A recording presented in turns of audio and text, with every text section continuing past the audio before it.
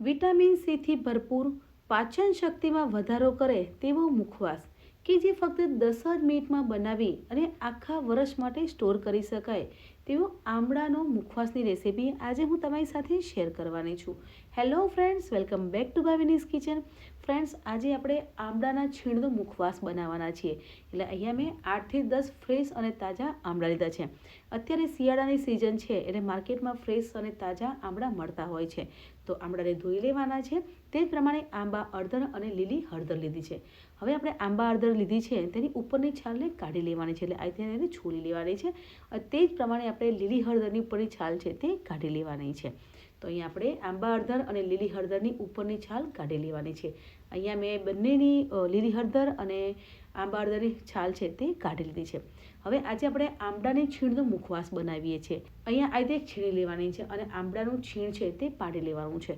મારી પાસે આ રીતની છીણી છે તો તેનાથી હું આમળાનું છીણ પાડવાની છું.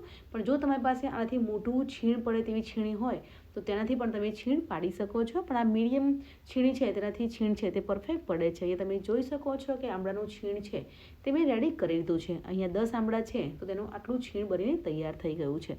હવે અહીંયા આપણે લીલી હળદર અને આંબા હળદર લીધી છે. આંબા હળદરનું પણ છીણ પાડી લેવાનું છે અને તે જ રીતે આપણે હળદરને પણ છીણી લઈશું. અહીંયા આંબા હળદર અને આમળાનું છીણ છે તે પાડી દીધું છે. હવે આજે આપણે મુખવાસ બનાવીએ છીએ ત્યારે આદું ઉમેરવાનું છે. એક આદુનો નાનો ટુકડો લેવાનો છે. આદું છે તે બહુ જ ગુણકારી છે. આદું પાચક શક્તિમાં વધારો કરે છે.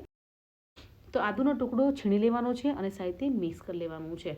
હવે આપણે ચટપટો અને ટેસ્ટી મસાલો કરવાનો છે, કેમ કે આજે આખા વર્ષ માટે સ્ટોર કરી શકાય તેવો મુખવાસ બનાવીએ છીએ. એટલે અડધી ચમચી મરી પાવડર ઉમેરવાનો છે. સ્વાદ પ્રમાણે મીઠું ઉમેરવાનું છે અને અડધી ચમચી સિંધવ મીઠું, જે લાલ મીઠું આવે છે તે ઉમેરવાનું છે. અહીંયા મેં એક લીંબુનો જ્યુસ લીધો છે. લીંબુનો જ્યુસ ઉમેરવાથી જે આમળામાં જે કડવાશ હોય તે દૂર થઈ જાય છે અને મુખવાસ આપણે ખાઈએ છીએ ત્યારે ટેસ્ટી લાગે છે. હવે ચાટ મસાલો ઉમેરવાનો છે. અહીંયા 1 થી 1.5 ચમચી ચાટ મસાલો ઉમેરવાનો છે. ચાટ મસાલો ઉમેરવાથી બાળકોને મુખવાસ છે તે બહુ જ ભાવે છે.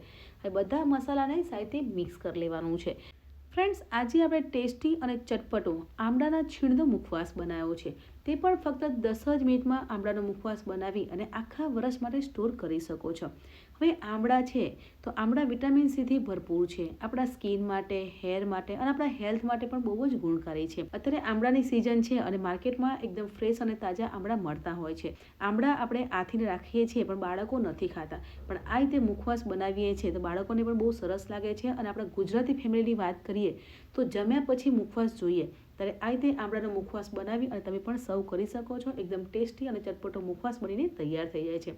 હવે મુખવાસ બનાવવો છે તેને તડકામાં સૂકવી દેવાનું છે. પણ જો તમારી ઘરે તડકો ના આવતો હોય તો પંખા નીચે એક દુપટ્ટો પાથરવાનો છે અને તેની પર તમે છીણ છે તેને પાથરી દેવાનું છે. એટલે એક જ દિવસમાં આ રીતે આમળાનું છીણ છે તે સુકાઈ જશે. આજે મેં આમળાનો મુખવાસ બનાવ્યો છે તો એક જ દિવસમાં આમળાનો મુખવાસ છે તે સરસ એવો સુકાઈ ગયો છે અને એકદમ ડ્રાય પણ થઈ ગયો છે. તમે જોઈ શકો છો એકદમ ટેસ્ટી અને મસાલાવાળો આમળાના છીણનો મુખવાસ છે તે બનીને તૈયાર થઈ ગયો છે. આજે આપણે આમળાની છીણનો મુખવાસ બનાવ્યો છે. હવે મુખવાસને એક કાચની એરટાઇટ જારમાં સ્ટોર કરવાનો છે અને 1 વર્ષ માટે તમારે સ્ટોર કરવો હોય તો પણ તમે કરી શકો છો. 1 વર્ષ માટે સ્ટોર કરો છો તો પણ મુખવાસ છે તે બગડતો નથી અને તેનો કલર પણ ચેન્જ થતો નથી, કેમ કે મુખવાસને આપણે તડકામાં સૂક્યો છે અને એકદમ ડ્રાય થઈ જાય પછી જ આપણે એરટાઇટ જારમાં સ્ટોર કરવાનો છે. તો તમને આજની મારી મુખવાસની રેસીપી કેવી લાગી કમેન્ટ સેક્શનમાં જરૂરથી જણાવજો.